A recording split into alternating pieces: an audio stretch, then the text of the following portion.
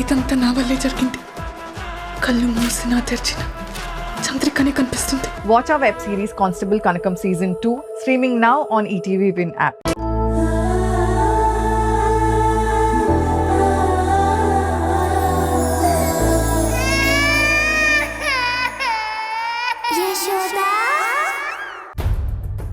ఆ doctor DNA match కాలేదు అని ఊర్మిళతో మాట్లాడినప్పుడు పొరపాటున నువ్వు టెస్ట్కిచ్చింది ఆడవాళ్ల హెయిర్ కాదు మగవాళ్ల హెయిర్ అని ఆ డాక్టర్ ఊర్మిళకి చెప్తే అప్పుడేమవుతుందో ఆలోచించావా హరి?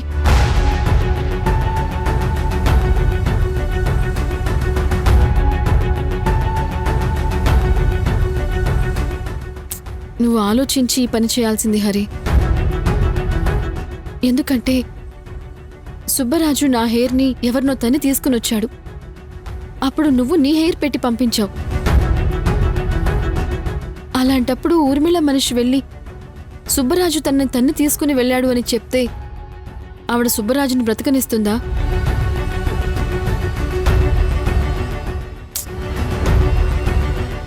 అసలే సుబ్బరాజు వాళ్ళ ఇంట్లో ఉంటున్నాను అని ఆ ఊర్మిళకి అనుమానం కూడా వచ్చింది కదా. అసలు సుబ్బరాజు ఎందుకలా చేశాడు అనే అనుమానం ఆ ఊర్మిళకొస్తే ఆ సుబ్బరాజుని బ్రతకనివ్వదు, చంపేస్తుంది. సుబ్బరాజుననే కాదు వాళ్ళ ఫ్యామిలీని మొత్తాన్ని చంపేస్తుంది.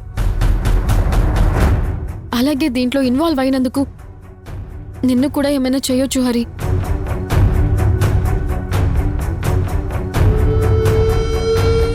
నాకెందుకో నువ్వు మిస్టేక్ చేసావేమో అనిపిస్తోంది హరి. అదేదో నా హెయిర్ గనక ఇచ్చుంటే పాప డిఎన్ఏతో మ్యాచ్ అయినప్పుడు ఊర్మిళ నన్నొక్కదాన్ని చంపుండేది కదా. ఛా, ఇప్పుడు చూడు, నా వల్ల మీరందరూ ఇబ్బందులు పడుతున్నారు. ఇది తలుచుకుంటే నాకు బాధగాను భయంగానూ ఉంది హరి.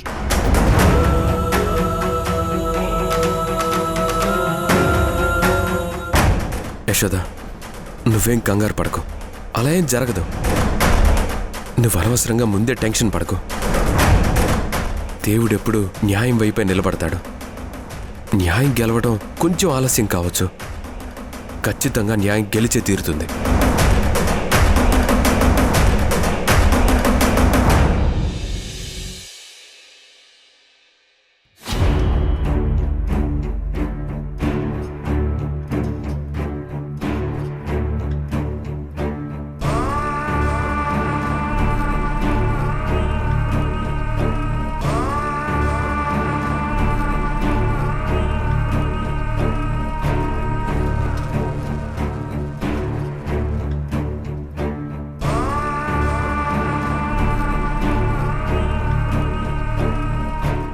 వీళ్ళు హరివిఠల్ వాళ్ళ అమ్మా నాన్నలు కదా. ఏమయ్యా, ఇంత ఘనకార్యం చేసిన వాడివి అదేదో తల్లిని చేసే ముందే పెళ్లి చేసుకునొచ్చుంటే సరిపోయేది కదా. ఒకడితో బిడ్డను కని నీతో పెళ్లి పీటల మీద కూర్చుందా?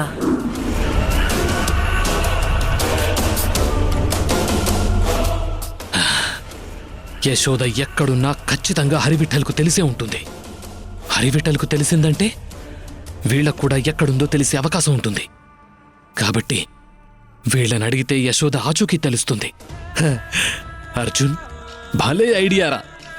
వీళ్ళు గనక యశోద ఎక్కడుందో చెప్తే యశోద దగ్గరికి వెళ్ళి దాన్ని తీసుకుని ఊర్మిళ ముందు పడేసి 2 కాదు 5 కోట్లు డిమాండ్ చేస్తా. ఆ ఊర్మిళ ఖచ్చితంగా ఎంత అడిగినా ఇస్తుంది.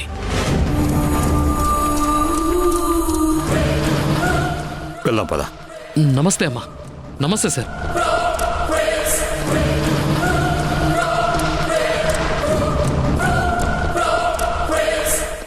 ఏంటి, నన్ను గుర్తుపట్టలేదా? అర్జున్ని, యశోదని లవ్ చేసి పెళ్లి చేసుకోవాలనుకున్నాను. నువ్వింకా బతికే ఉన్నావా? అదేంటమ్మా అలా అన్నారు? మరి లేకపోతే ఏంటి? యశోదని ప్రేమించావు, పెళ్లి చేసుకోబోయావు. గర్భవతని తెలిసినా పెళ్లి చేసుకుంటాను అన్నావుగా.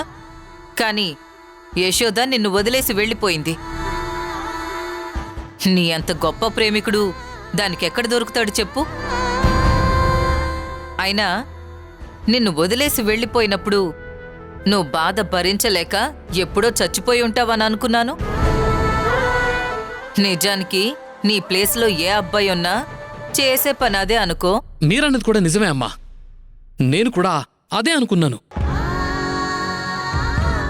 కానీ ఏ తప్పు చెయ్యని నేను ఎందుకు చనిపోవాలి అని ఆ నిర్ణయం అనుకున్నాను. అలాగే యశోద తప్పు చేసిందంటే నేను ఇప్పటికీ నమ్మలేకపోతున్నానమ్మా. ఇతను అడగకుండానే యశోద టాపిక్ తీశాడంటే యశోద గురించి మాకేమన్నా చెప్పాలని చూస్తున్నాడా? అసలు ఇప్పటికే దాక్షాయింలా లేదు. అవునమ్మా, హరివిఠల్ ఎక్కడున్నాడు?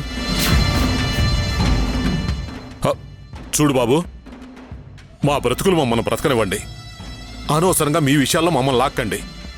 మేము ఎక్కడుంటే మీకెందుకు? ఇంకోసారి మా దగ్గర యశోద ప్రవర్తన తీసుకురాకండి. మా మనశాంతిని పోగొట్టకండి. ఇప్పటికే ఆ యశోద వల్ల మా ఇల్లు 3 ముక్కలైంది.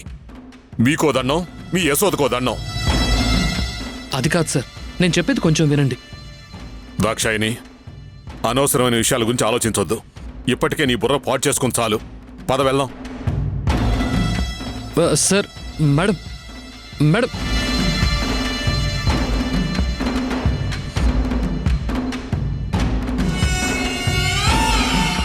నేను యశోద గురించి అడిగితే ఈ ముసలాయనకి ఎందుకంత కోపం వచ్చింది?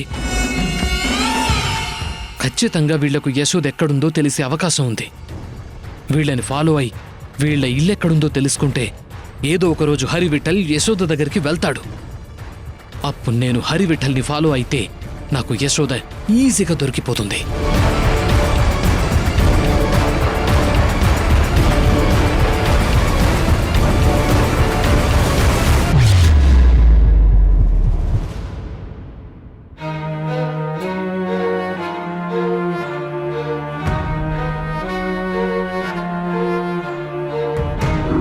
ఆ యశోదకి పుట్టిన బిడ్డకి తండ్రి ఆ హరివిఠలే.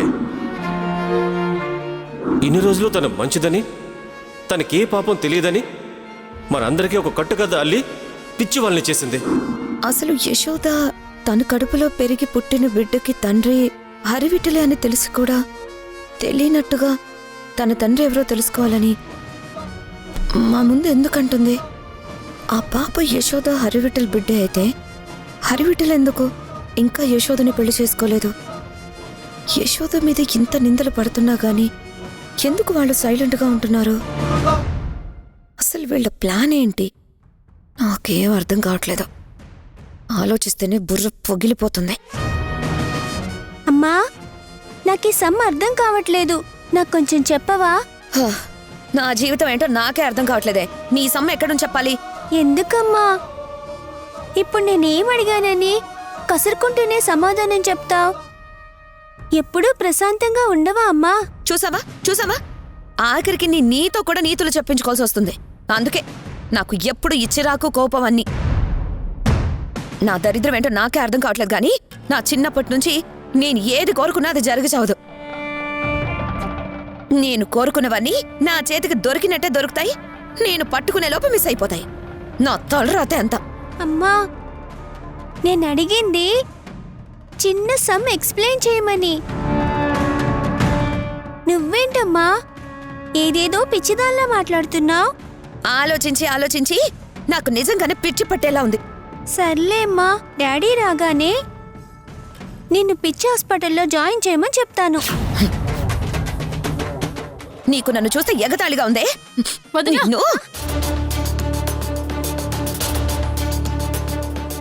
ఏమైంది వదినా? ఎందుకు నిక్కీ మీద చేయి చేసుకుంటున్నావు? పెద్దవాళ్ళను కసురుకోలేక, పెద్దవాళ్ల మీద చెయ్యి చేసుకోలేక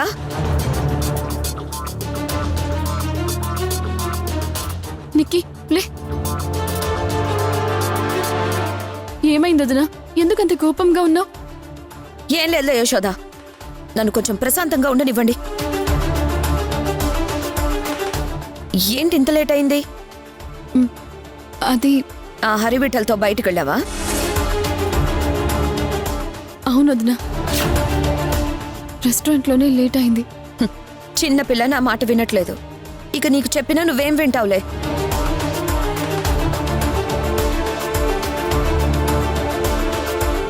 ఏమైంది వదినికి?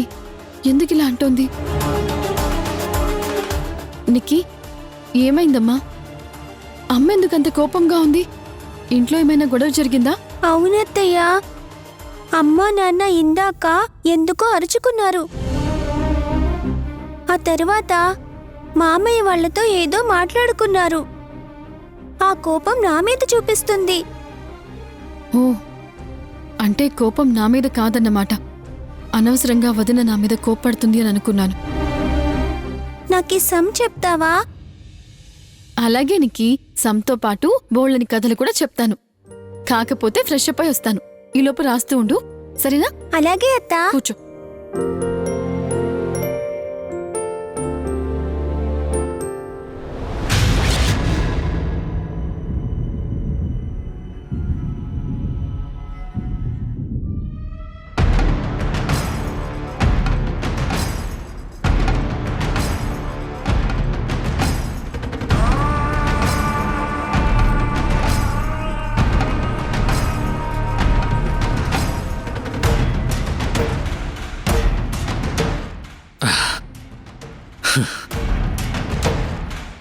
ఇదే హరివిఠల్ వాళ్ల ఇల్లన్నమాట. ఒక్క 2 రోజులు ఇక్కడే ఉండి హరివిఠల్ వెనకాలే తిరిగితే ఖచ్చితంగా హరివిఠల్ యశోదను కలవడానికి ఏదో ఒక టైంలో వెళ్తాడు. అప్పుడు ఆ యశోద ఎక్కడుందో ఈజీగా దొరికిపోతుంది. యశోద, నువ్వు అతి త్వరలో నాకు దొరకబోతున్నావే. నీ మెడలో నేను తాళి కట్టబోతున్నాను. అగ్ని సాక్షిగా చెబుతున్నాను, నీతో 7 అడుగులు వేసేది నేనే.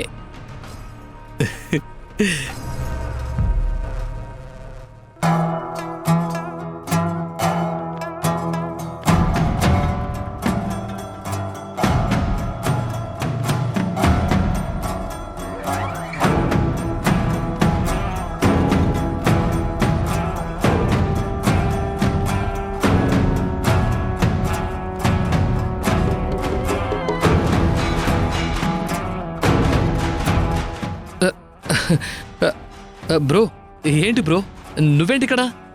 నీ యదవ నాటకాలు నా దగ్గర వేయకు. ఆ ప్రశ్న నేను అడగాలి. నువ్వేంటి మా ఇంటి ముందు కుక్కలా కాపలాగా వస్తున్నావు? ఏంటి సంగతి? ఏంటి బ్రో, ఇది మీ ఇల్లా? అయ్యో, నాకు నిజంగా తెలియదు బ్రో. ఏదో సిగరెట్ కాల్చుకోవడానికి క్యాజువల్గా సైడ్ కాపాను. ఈ లోపు నువ్వు వచ్చావు. నీ యదవ కవర్ డ్రైవ్లు నా దగ్గర ఆడుకో. నువ్వింకోసారి ఇంటి ఛాయల్లో కనిపించావంటే నువ్వు రామయ్య తండ్రి వాళ్లతో కలిసి యశోదని చంపేశావని మీ అందరి మీద కేసు పెడతాను.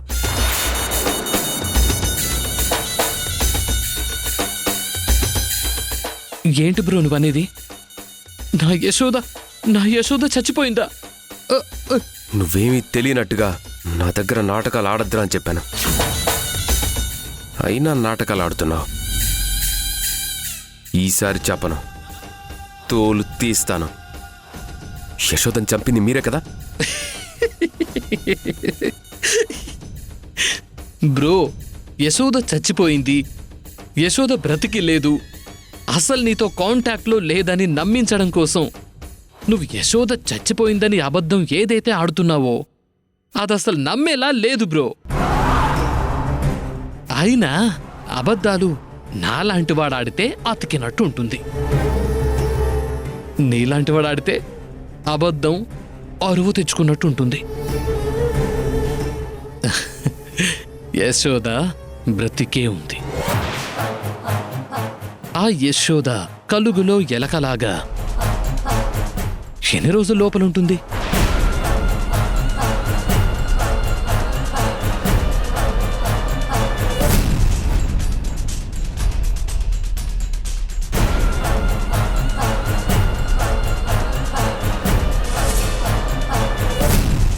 నేను పొగ పెడతాగా,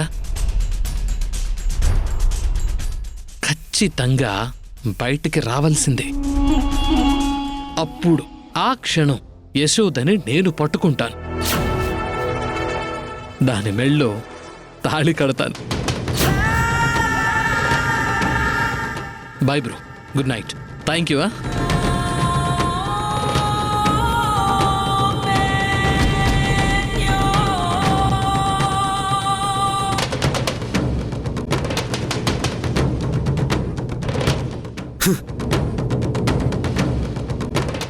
యశోదకి అర్జున్ తన గురించి వెతుకుతున్నాడు, జాగ్రత్తగా ఉండమని చెప్పాలి.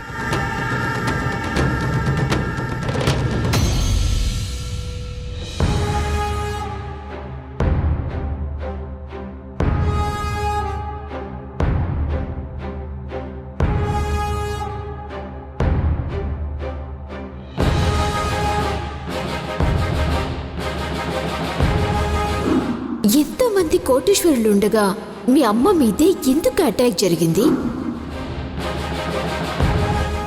నాకు తెలియకుండా నువ్వేమైనా చేయకూడని పనులు చేస్తున్నావా? నీరజ నా కడుపున పుట్టినా దానికి నాలాగా డబ్బు పిచ్చి రాలేదు.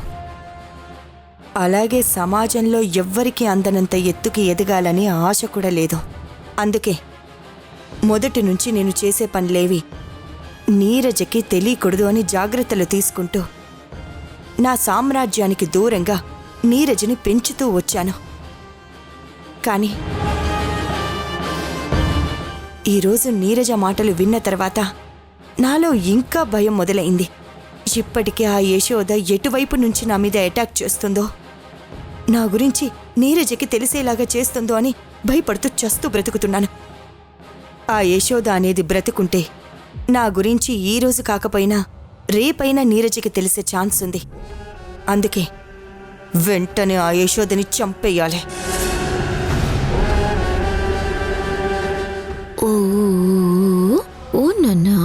మమ్మీ, హంసరిని పట్టుకో, నేను వెళ్ళి పాలు కలుపుకొని వస్తాను. ఇలా ఇవ్వు. రా రా రా రా రా రా రా చిట్టుకుండా. నా బంగారు తల్లి హంసిని, నువ్వు చెప్పమ్మా. రేపొద్దున యశోదే మీ అమ్మని తెలిస్తే నువ్వు యశోద దగ్గరికి వెళ్ళిపోతావా, లేకపోతే ఈ అమ్మమ్మ దగ్గర మీ అమ్మ దగ్గరుంటావా? ఒకవేళ నువ్వు వెళ్తాను అన్నా నేనెలా వెళ్ళనిస్తానులే, నువ్వు నా దగ్గరే పెరుగుతావు. నా కూతురు ఒకప్పుడు నిన్ను దగ్గరికి తీసుకోకపోయినా ఇప్పుడు నువ్వే ప్రాణంగా బ్రతుకుతోంది. నువ్వు దూరమైతే తను తట్టుకోలేదు. అయినా నీరజ దాకా ఎందుకు? నిన్ను నాకు దూరం చేసే ఏ శక్తి నీ దరిదాపుల్లోకి రానివ్వను. ఒకవేళ నిన్ను యశోదకి ఇచ్చేద్దామని నీరజే చెప్పినా నేను దాన్ని కూడా లెక్క చేయను.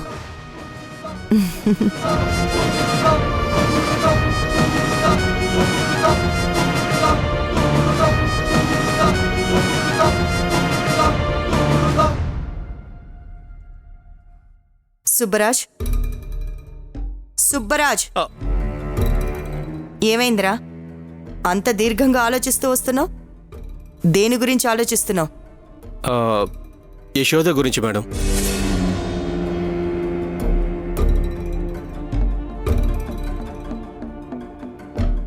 యశోద గురించా? అవును మేడం, యశోద గురించి ఆలోచించాను. ఆ యశోద కోమాలోకి వెళ్ళకముందు, ఆ యశోదని మనం కోమాలోకి పంపకముందు దానికి ఏమైనా బాయ్ ఫ్రెండ్స్ ఉన్నట్లు మీకేమైనా ఇన్ఫర్మేషన్ ఉందా మేడం?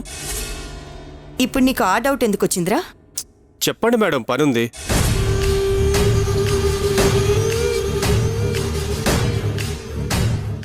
మేడం వేరేలాగా అనుకోకండి మేడం. ఒకవేళ యశోదకి బాయ్ ఫ్రెండ్ అనేవాడు ఉంటే ఖచ్చితంగా ఆ యశోద ఇప్పుడు వాడి దగ్గరే ఉండుంటుందని నా అనుమానం. చూడరా సుబ్బరాజ్, మనం చేసే వ్యాపారం గురించి నువ్వే ఇలా మర్చిపోతే ఎలా?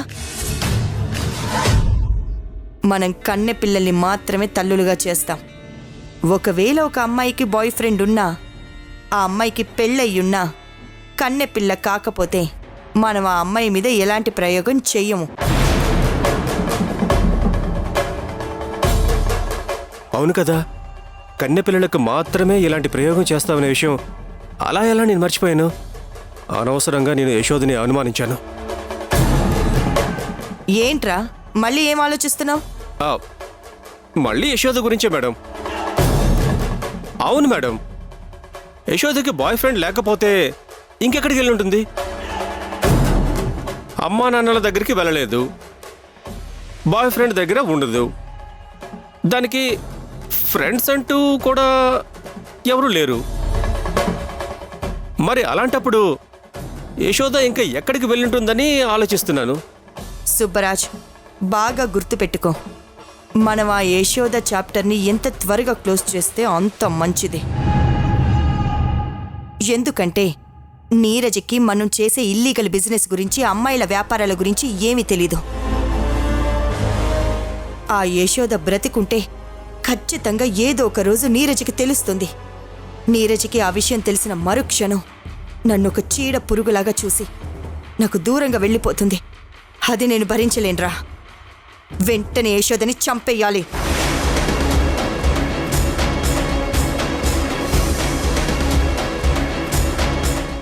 ఏంట్రా, ఏం మాట్లాడు? చంపుతాను అని మాట చెప్పవేంటి? మీరేం కంగారు పడకండి మేడం. యశోద కథ నేను ముగిస్తాను. జాగ్రత్తరా. అది పొరపాటున తప్పించుకుంటే మాత్రం మనమే అటాక్ చేయించామని దానికి అర్థమైపోతుంది. నేరుగా వచ్చి నీరజ ముందు కూర్చుంటుంది. అలాగే మేడం, నేను చూసుకుంటాను. ఉంటాను మేడం. ఓ నాన్నా, ఓ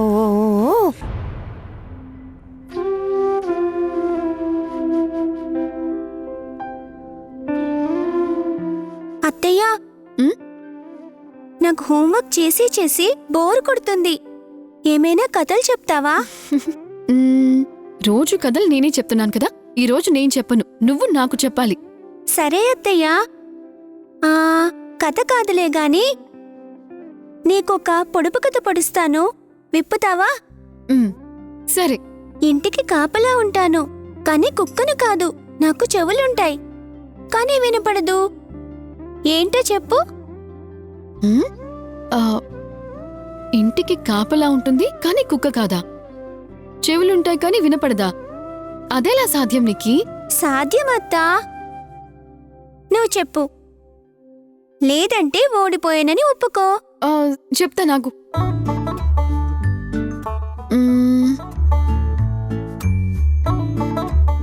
బ్రదర్, నువ్వు సైంటిస్ట్వి కదా, అందంగా ఉంటావు. నువ్వు ఒక సెకండ్ హ్యాండ్ దాన్ని పెళ్లి చేసుకోవాలని ఎందుకు అనుకుంటున్నావు?